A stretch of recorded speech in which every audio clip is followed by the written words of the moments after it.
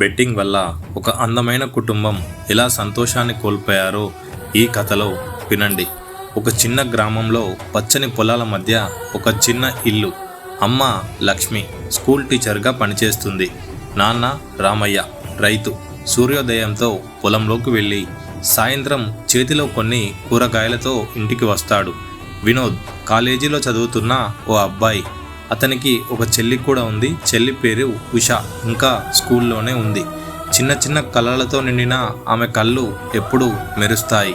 అన్నయ్య, నాకు ఆ గులాబీ రంగు రిబ్బన్ కావాలి అంటే వినోద్ ఎలాగైనా సంపాదించి తెచ్చేవాడు. ఆ ఇంట్లో నవ్వులు, ప్రేమ, కష్టపడే తల్లిదండ్రులు అంతా సాధారణంగా అందంగా సాగుతుంది. కాలేజీలో వినోద్కి కొత్త స్నేహితులు దొరికారు.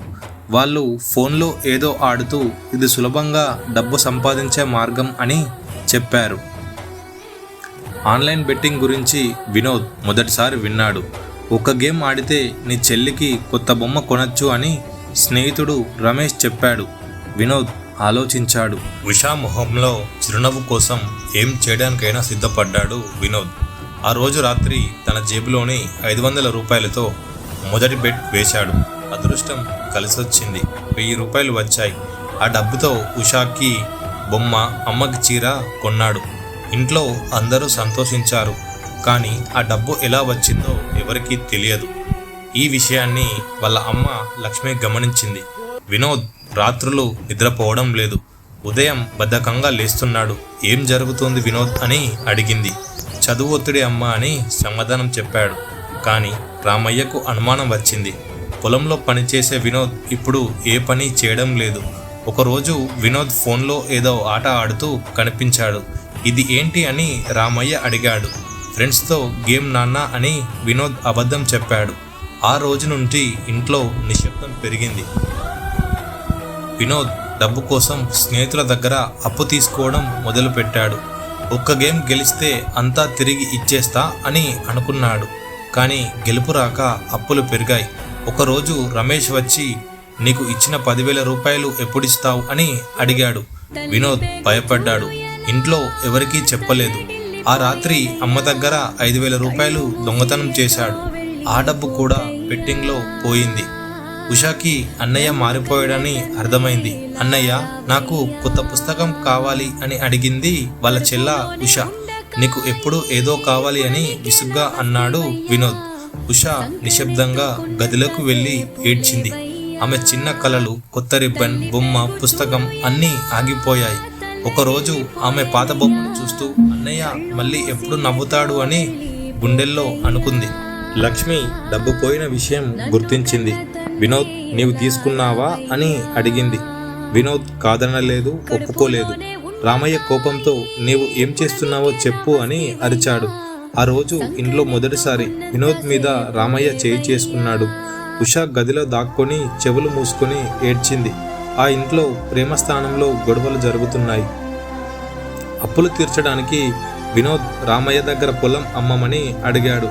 నాన్న, ఒక్కసారి ఈ సమస్య తీరితే నేను మళ్ళీ చదువుకుంటా అని బతిమిలాడాడు. రామయ్య కళ్ళలో కన్నీళ్లు. ఆ పొలం అతని జీవితం. కానీ కొడుకు కోసం అమ్మేశాడు. ఆ డబ్బు కూడా బెట్టింగ్లో పోగొట్టాడు వినోద్. రామయ్య ఒకరోజు పొలంలో నిలబడి నా కష్టం అంతా వృధా అని ఏడ్చసాగాడు. లక్ష్మి ఒత్తిడితో, బీపీతో బాధపడసాగింది. స్కూల్లో పిల్లలకు పాఠాలు చెప్పలేకపోయింది. ఒకరోజు క్లాస్లో కుప్పకూలింది. డాక్టర్ చెప్పాడు, మీకు రెస్ట్ కావాలి. కానీ ఇంట్లో రెస్ట్ ఎక్కడా? వినోద్ అప్పుల కోసం వచ్చిన వాళ్ళతో గొడవ పడుతున్నాడు. లక్ష్మి ఒక రాత్రి నా కొడుకుని నేను కాపాడుకోలేకపోయాను అని ఏడ్చింది. ఇంట్లో ఎవరితో మాట్లాడడం లేదు. వినోద్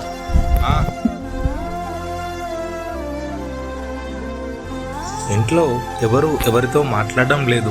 వినోద్ రాత్రులు ఇంటికి రావడం మానేశాడు. ఉషా స్కూల్కు వెళ్ళడం తగ్గింది. ఆమె కలలు మర్చిపోయింది.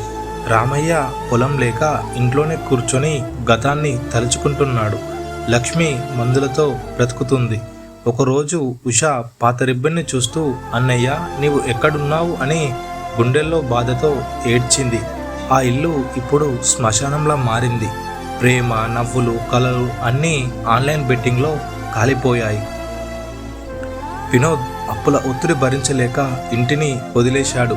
నేను డబ్బు సంపాదించి వస్తా అని ఒక చిన్న కాగితంపై రాసి రాత్రి అందరూ నిద్రపోతుండగా బయలుదేరాడు.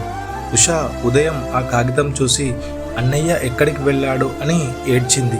లక్ష్మి ఆ కాగితాన్ని చేతిలో పట్టుకొని నా కొడుకు ఎందుకు ఇలా అయ్యాడు అని గుండెలు బాదుకుంది. రామయ్య నిశ్శబ్దంగా కూర్చొని ఇదంతా నా తప్పే అని అనుకున్నాడు. ఆ ఇంట్లో ఆశలు ఆరిపోయాయి. ఉషకి అన్నయ్య లేని లోటు బాధించసాగింది. ఆమె పాత బొమ్మలను చూస్తూ అన్నయ్య ఎప్పుడు తిరిగి వస్తాడు అని అడిగేది. కానీ ఎవరూ సమాధానం చెప్పలేకపోయారు. స్కూల్లో ఆమె మౌనంగా కూర్చునేది. స్నేహితులు దూరమయ్యారు. ఒకరోజు ఆమె గదిలో పాత రిబ్బన్ని చూస్తూ నీవు నాకు ఇది తెచ్చిన రోజు ఎంత బాగుండేది అన్నయ్య అని ఏడ్చింది. ఆ చిన్నపిల్ల ఒంటరితనంలో మునిగిపోయింది. వినోద్ ఊరు వెదిలి ఒక చిన్న పట్టణంలో ఉండసాగాడు. అక్కడ కూడా బెట్టింగ్ ఆపలేదు. కొత్త స్నేహితులు, కొత్త ఆటలు, అప్పులు మళ్ళీ పెరిగాయి. ఒకరోజు అతను 5,000 రూపాయలు గెలిచాడు. కానీ ఆ డబ్బును ఇంటికి పంపలేదు. బదులుగా మళ్ళీ బెట్ వేసి అంతా పోగొట్టుకున్నాడు. రాత్రులు రోడ్డుపై నిద్రపోతూ ఒక్క గెలుపు వస్తే నా కుటుంబాన్ని కాపాడుతా అని అనుకునేవాడు. కానీ ఆ గెలుపు ఎప్పటికీ రాలేదు. రామయ్యకి పొలం లేక జీవనాధారం పోయింది. ఊరిలో కూలీ పని చేయడం మొదలుపెట్టాడు.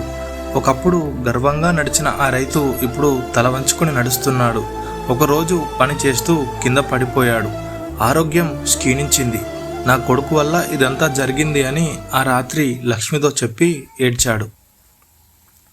లక్ష్మి ఉద్యోగం చేస్తూనే ఇంటి బాధ్యతలు మోస్తుంది.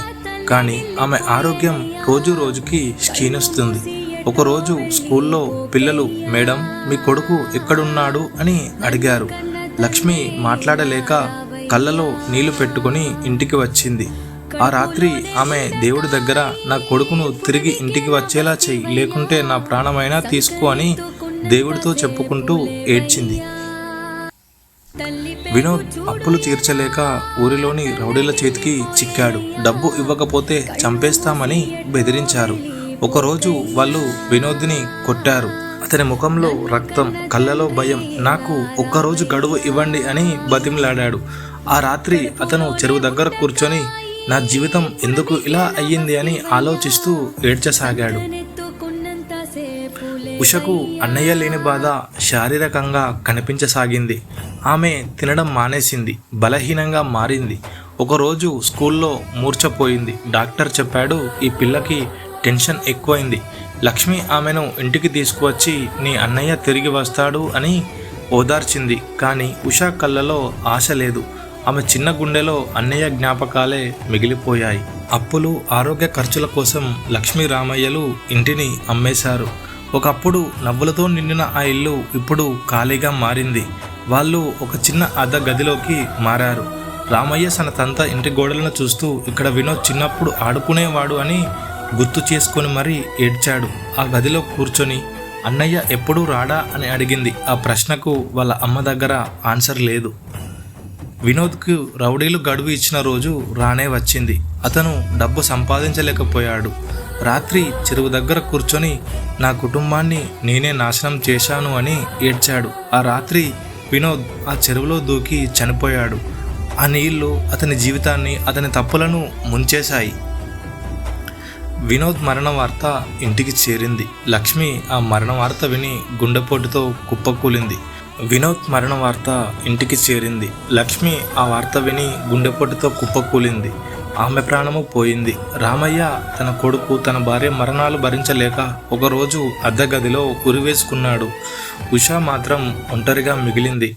ఆమెకు అమ్మ, నాన్న, అన్నయ్య లేరు. ఆ చిన్నపిల్ల రోడ్డుపై బిచ్చమెత్తుకుంటూ పాత రిబ్బన్ని చేతిలో పట్టుకొని అన్నయ్య నీవు ఎందుకు ఇలా వెళ్ళిపోయావు అని ఏడ్చింది. ఆ కుటుంబం మొత్తం ప్రేమ, ఆశలు, జీవితం ఇలా ఆన్లైన్ బెట్టింగ్లో ఆవిరైపోయాయి.